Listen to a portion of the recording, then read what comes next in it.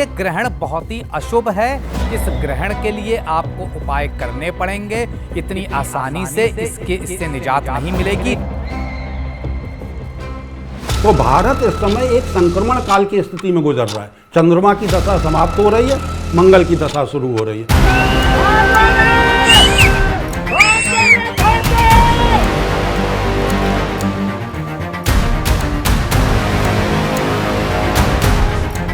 मैं डंके की चोट पे कह सकता हूं, अगले 14 दिन जल प्रलय, सुनामी, भूकंप रहेंगे ही रहेंगे।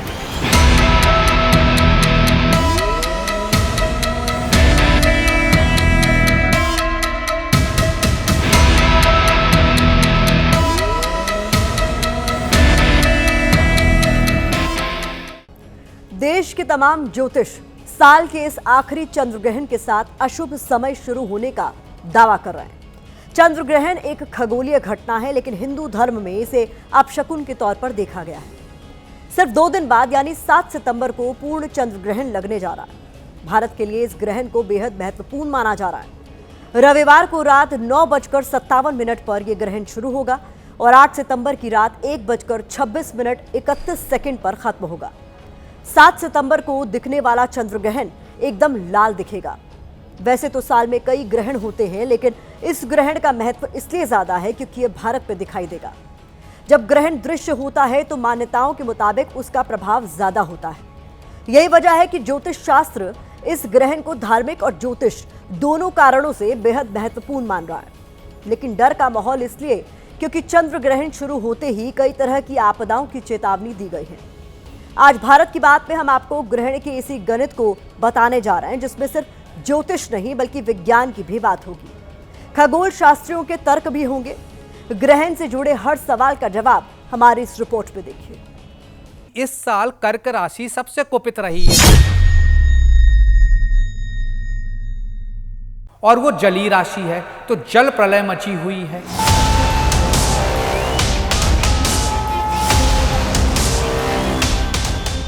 उत्तराखंड के धराली में मची भीषण तबाही के घाव अब तक भरे नहीं हैं।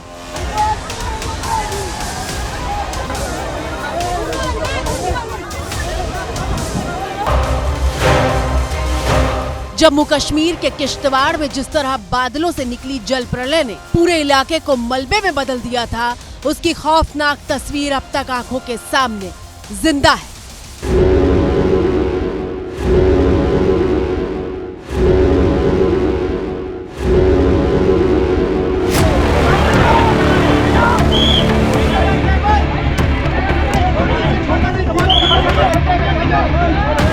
लेकिन क्या हिमाचल प्रदेश से लेकर जम्मू कश्मीर तक मचे कोहराम से बड़ी त्रासदी दस्तक देने वाली है? निश्चित तौर पर सितंबर माह तक भारतवासियों को बहुत सावधान रहना होगा। तबाही आगे भी दिखती है।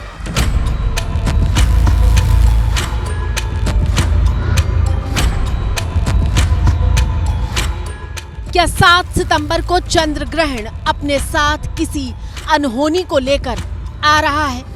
एक शब्द में अपनी बात अगर मैं करूं, ये ग्रहण क्या है? रियलिटी चेक है। आप इल्यूजन में नहीं जी सकते।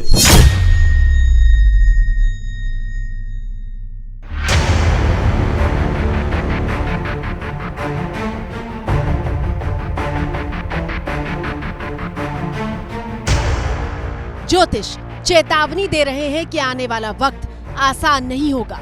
देश ऐसी चेतावनी सुनकर इसलिए भी सहमा है क्योंकि पूरे मॉनसून के महीने में हिंदुस्तान ने जैसी तबाही देखी वैसी पहले कभी नहीं देखी थी।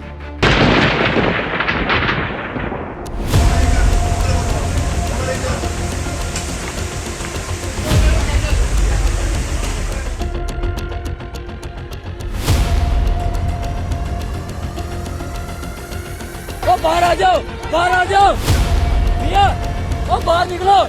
माता वैष्णो देवी के दरबार में पूरा पहाड़ ढह गया। 34 श्रद्धालुओं की मौत हो गई और कोरोना काल के बाद ये पहली बार है जब माता के दरबार तक भक्तों के पहुंचने पर रोक लगी है।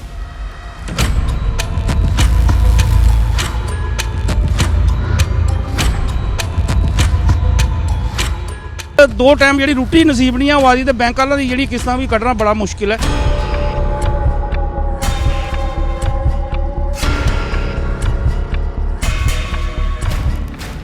हिमाचल प्रदेश में ब्यास ने तांडव तो पहले भी मचाया था, लेकिन इस बार घाव इतने गहरे हैं जिसने आम लोगों से लेकर पर्यटन पर चोट करके राज्य की पूरी अर्थव्यवस्था को ही चरमरा दिया है।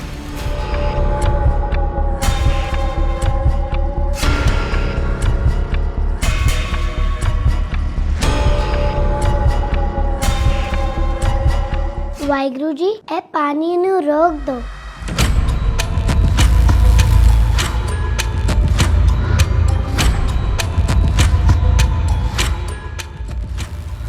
पंजाब ने तो ऐसी बाढ़ कभी देखी ही नहीं थी। ऐसी भयानक बाढ़ जो 4 दशकों में पहली बार आई है।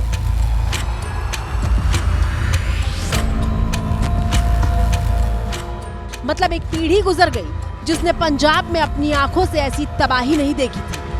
पहले हमारे जो बाप दादे थे उन्होंने 88 में देखी है, अब हम भी देख रहे हैं, नुकसान बहुत ज़्यादा हो रहा है। और अब ज्योतिष कह रहे हैं कि ये तबाही और विकराल होगी। चंद्र ग्रहण के बाद भारी बारिश के कारण तबाही बढ़ेगी। आपने देखा उत्तराखंड की त्रासदी जो असम में हो रहा है इस समय, और जो पंजाब में जल्दी नहीं होता था वो हो रहा है, और अब तो दिल्ली भी डूब रही है।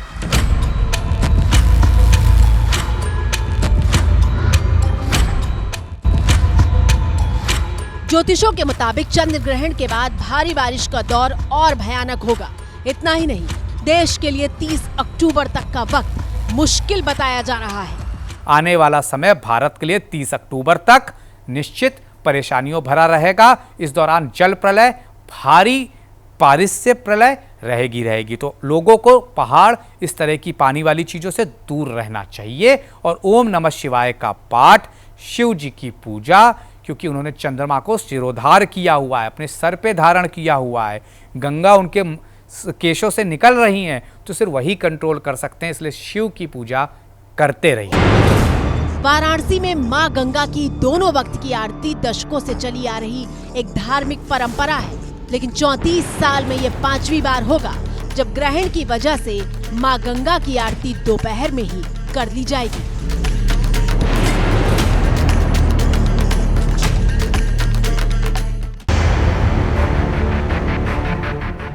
कहा जा रहा है कि इस साल का ये चंद्र ग्रहण बेहद खास है, क्योंकि ऐसा दशकों बाद हो रहा है जब इतना दुर्लभ योग बना है। ज्योतिष के मुताबिक पितृपक्ष और चंद्र ग्रहण का एक साथ होना खतरनाक संयोग का इशारा है। 7 सितंबर को चंद्र ग्रहण लग रहा है और 8 सितंबर से ही पितृपक्ष शुरू हो रहे हैं।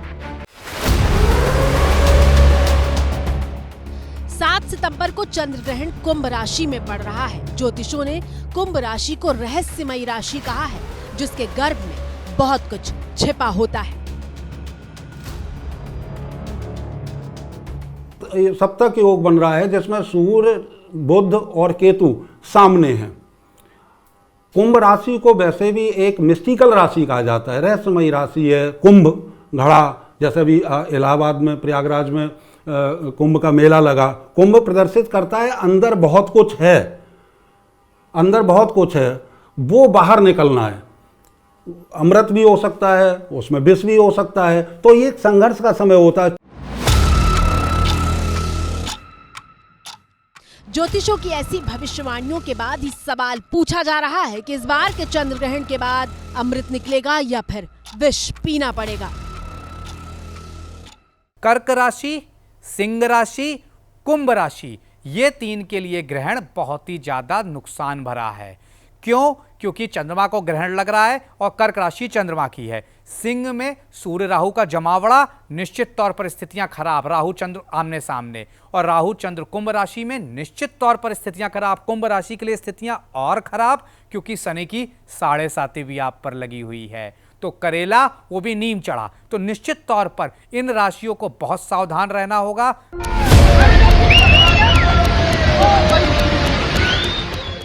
और ऐसा नहीं है कि तबाही की चेतावनी पहले नहीं दी गई थी। साल 2025 के अगस्त महीने में जल प्रलय जैसी भविष्यवाणियां शुरुआत में ही कर दी गई थी और पूरी दुनिया में तबाही का दावा किया गया था।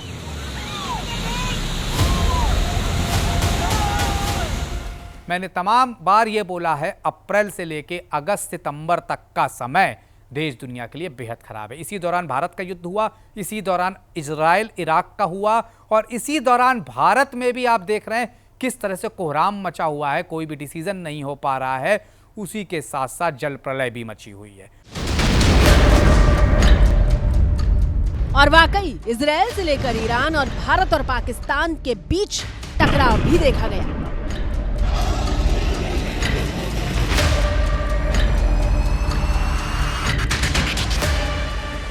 देश का मौसम विभाग पहले ही कह चुका है कि इस साल सितंबर में देश के कई हिस्सों में और भारी बारिश होगी, और दूसरी तरफ ज्योतिष दावा कर रहे हैं कि पूरे सितंबर में न सिर्फ बाढ़ से बर्बादी होगी बल्कि भारत और पाकिस्तान दोनों प्रभावित होंगे। सितंबर का महीना बाढ़ नहीं देखी जाती थी, लेकिन इस साल 2025 में, जो कि मंगल का साल है, तांडवकारी साल है, इस दौरान बाढ़ बढ़ेगी, तमाम जनहानि हो सकती है। सरकार को इस माध्यम से भी मैं कहना चाहूँगा, ज़्यादा से ज़्यादा सुरक्षा प्रबंधन बेहतर होने चाहिए। आने वाला पूरा सितंबर बाढ़ के संकेत, जिसमें भारत और पाकिस्तान बुरी तरह से प्रभावित होने जा रहे हैं। भारत में बड़ी जनहानि के संकेत दिखते हैं।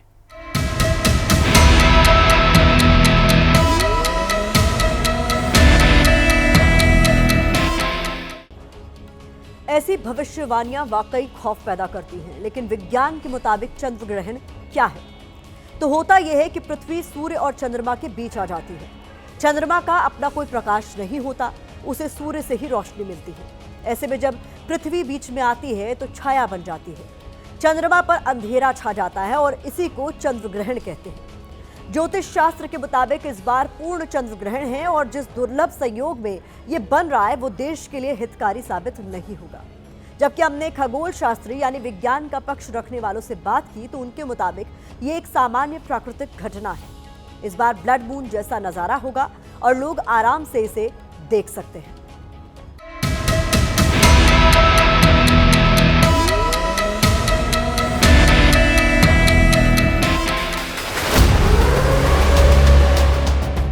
ब्लड मून यानी इस बार चंद्र ग्रहण के वक्त चांद लाल चमकता हुआ दिखाई देगा।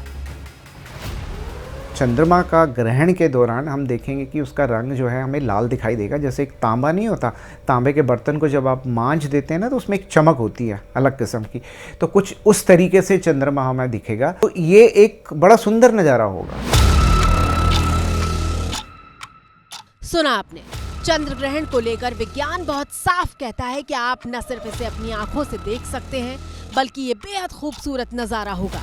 लेकिन जैसे ही ज्योतिष गणना की तरफ चलते हैं वहां सुनामी और भूकंप जैसे शब्द सुनाई देने लगते हैं।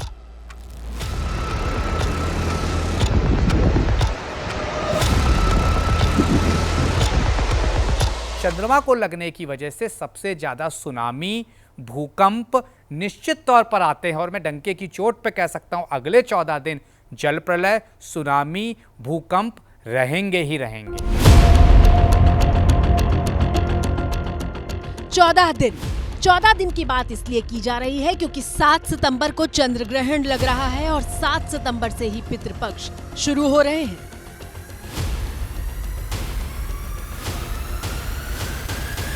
चंद्रमा राहु के साथ सबसे पहले क्या करता है? बुद्धि भ्रष्ट करता है। तो कोई भी बड़े डिसीजन हो 7 तारीख को टाल दीजिएगा, कोई डिसीजन मेकिंग हो टाल दीजिएगा। मैं तो कहूंगा अगले 14 दिन तक टालिएगा, अगर ना हो पाए तो 7 तारीख को जरूर टाल दीजिएगा। धार्मिक मान्यताओं की बात करें तो चंद्र ग्रहण से 9 घंटे पहले सूतक लग जाता है। सूतक शब्द का अर्थ है अशुद्धि या अपवित्रता। जब भी ग्रहण होता है तो माना जाता है कि उसका नकारात्मक प्रभाव धरती पर पड़ता है। इस नकारात्मक ऊर्जा से बचने के लिए ग्रहण से पहले निश्चित काल को सूतक काल कहा जाता है और इस दौरान शुभ कार्य से बचने की हिदायत दी जाती है। जैसा कि आपने पहले भी कई ग्रहण के वक्त देखा होगा कि देश में बड़े बड़े मंदिरों के कपाट बंद कर दिए जाते हैं और ग्रहण के वक्त ईश्वर का नाम जपने की सलाह दी जाती है। ग्रहण काल में एक सामान्य धारणा है, सभी लोगों को गर्भवती स्त्रियों की बात तो इस विशेष रूप से मैंने कही। सभी लोगों को प्रभु का स्मरण करना चाहिए, प्रभु का स्मरण, जो भी आपके इष्ट हैं, और अगर आपको अपने इष्ट नहीं मालूम है तो शिव जी का ओम नमः शिवाय, ओम नमः शिवाय, ओम नमः शिवाय, इस मंत्र का जाप करिए। कहा तो यहाँ तक जाता है कि सूतक काल शुरू होने के बाद खाना पकाना और खाना नहीं चाहिए। अगर घर में पहले से खाना बना हो तो उसमें तुलसी का पत्ता डाल देना चाहिए। खासकर गर्भवती महिलाओं को ध्यान रखने और उन्हें घर से बाहर ना निकलने की सलाह दी जाती है। गर्भवती स्त्री यहाँ पे गोबर अपने पेट में लगा लें, चाकू छुरी ना यूज करें। तो मैं गोबर लगाने को तो सही नहीं मानता, लेकिन चाकू छुरी को यूज ना करने का महत्व है, क्योंकि स्त्रियों का मन बहुत चंचल होता है और स्त्रियां का खास तौर से चंद्रमा पर प्रभाव भी होता है। इस वजह से कहा जाता है चाकू छुरी लेके कोई गलत ख्याल आए, जब चंद्रमा अमावस्या के दिन कमजोर होते हैं, अस्त होते हैं सूर्य के प्रभाव की वजह से, इसलिए कहा जाता है ऐसे समय पे आपको टोटल दूर रहना चाहिए।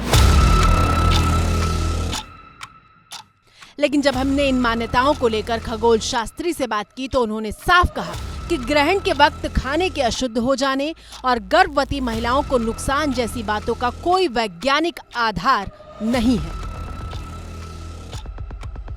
ग्रहण जो होते हैं, इक्लिप्सेस जो होते हैं, उनको एक अपशगुन के रूप में ही देखा जाता है सब जगह में, और उसके लिए ये कहा जाता है कि जो गर्भवती महिलाएं हैं वो बाहर ना निकलें, इसको ना देखें, आप खाना मत खाइए और खाना मत बनाइए। मंदिर के जो द्वार हैं, आपने देखा होगा कि जिसको बोलते हैं सूतक लग जाता है, इस बार 9 घंटे पहले बंद हो जाएंगे। जब सूर्य ग्रहण होता है तो 12 घंटे पहले सूतक बोलते हैं कि लग जाता है। हालांकि इन चीज़ों का कोई वैज्ञानिक आधार नहीं है।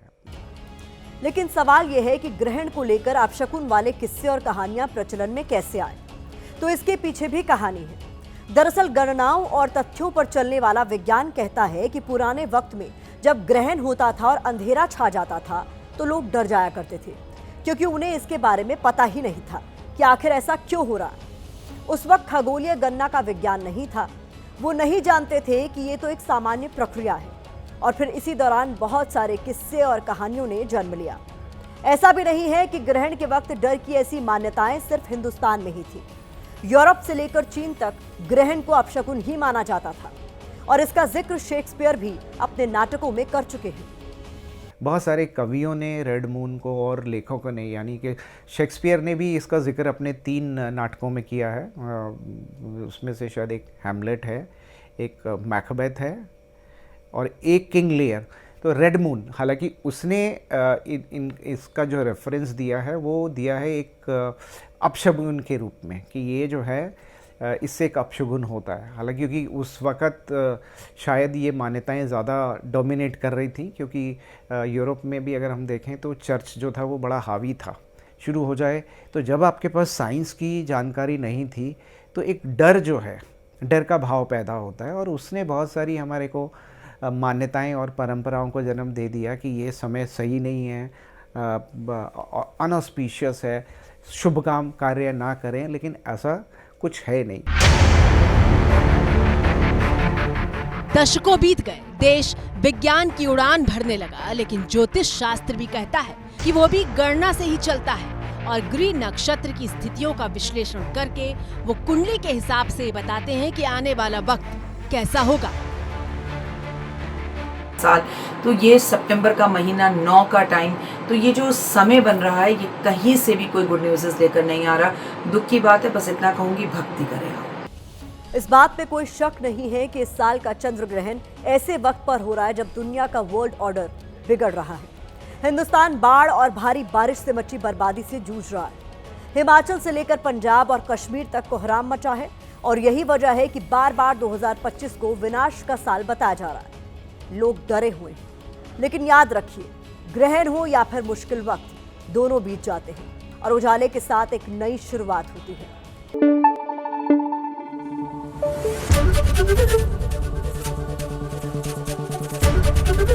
एबीपी न्यूज आपको रखे आगे।